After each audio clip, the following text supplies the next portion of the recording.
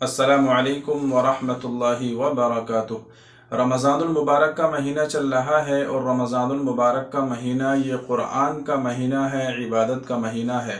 रमज़ानुल मुबारक का महीना ही वो महीना है कि जिस महीने के अंदर क़ुरआन करीम का नुज़ूल हुआ है, क़ुरआन करीम नाज़िल हुआ है। इसलिए रमज़ानुल मुबारक के अंदर ज़्यादा से ज़्यादा हमें क़ुरआन करीम की तिलावत करना चाहिए और उसको पढ़ना चाहिए।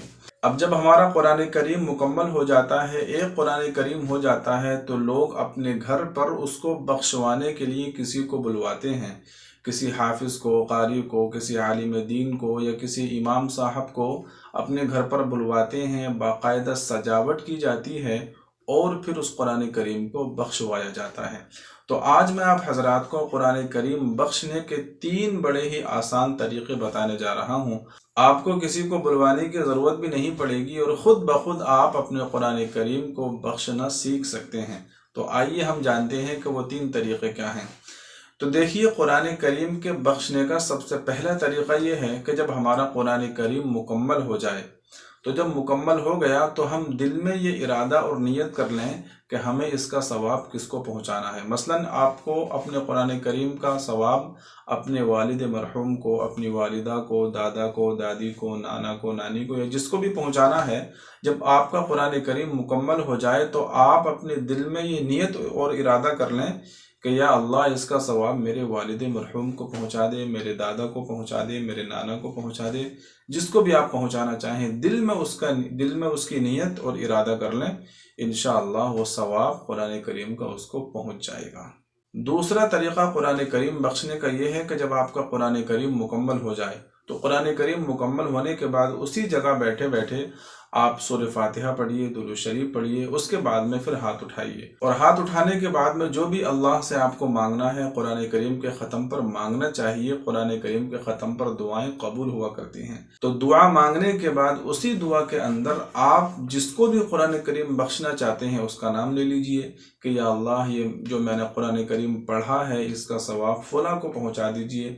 मसलन मेरे वालिद को पहुँचा दीजिए, वालिदा को पहुँचा दीजिए, या मेरी दादा और दादी या नाना और नानी, जिसको भी आप पहुंचाना चाहते हैं उसका नाम ले लीजिए, तो इंशाअल्लाह वो सवाब उसको पहुंच जाएगा। तीसरा तरीक़ा क़ुरआन करीम को बख्शने का ये है कि जब आप कोई भी फ़र्ज़ नमाज पढ़ चुके हैं तो फ़र्ज़ नमाज पढ़ने के बाद में, जब हम फ़र्ज़ नमाज के बाद जैसे दुआ करते हैं, दुआ कीजिए। दुआ करने का तरीक़ा वही है, सबसे पहले आप अल्लाह की बड़ाई कीजिए, सूरह फातिहा पढ़िए, दुरूद शरीफ पढ़िए। उसके बाद में फिर दुआ कीजिए जो भी आपको मांगनी है। उसी दुआ के अंदर आप कह सकते हैं कि या अल्लाह, ये क़ुरआन करीम जो मैंने पढ़ा है इसका सवाब मेरे वालिद या वालिदा को, दादा दादी, नाना नानी, जिसको भी आप पहुंचाना चाहें उसका नाम ले लीजिए, तो इंशाअल्लाह ये सवाब उसको पहुंच जाएगा। और क़ुरआन करीम को बख्शने का एक बेहतर तरीक़ा ये भी है कि जब हमारा क़ुरआन करीम मुकम्मल हो जाए तो सबसे पहले हम आप अलैहिस्सलातु वस्सलाम का नाम लें।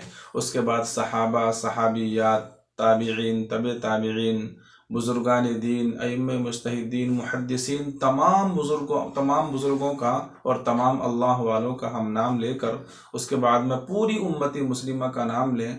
और फिर ख़ास तौर से हम जिसको पहुंचाना चाहते हैं अपने वालिद या वालिदा को, उनका नाम लें, तो इंशाअल्लाह वो सवाब उनको पहुंच जाएगा, पूरी उम्मत मुस्लिमा को भी पहुंच जाएगा और आपके वालिद वालिदा या जिसको भी आप बख्शना चाहते हैं अपने रिश्तेदारों में से उसको भी पहुंच जाएगा।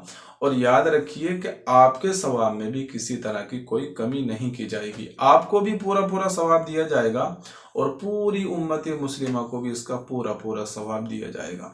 तो बेहतर तरीक़ा यही है कि तमाम लोगों को अपने क़ुरआन करीम में शामिल कर लें, अपनी दुआओं में शामिल कर लें, ताकि तमाम लोगों को इसका सवाब पहुँच जाए, सब इस सवाब के अंदर शामिल हो जाएं, क्योंकि आपके सवाब में तो कोई कमी की नहीं जाएगी। इसलिए कि अल्लाह की ज़ात से यही उम्मीद है कि अल्लाह तबारक व तआला तमाम लोगों को बराबर बराबर इसका सवाब अता फरमाएगा।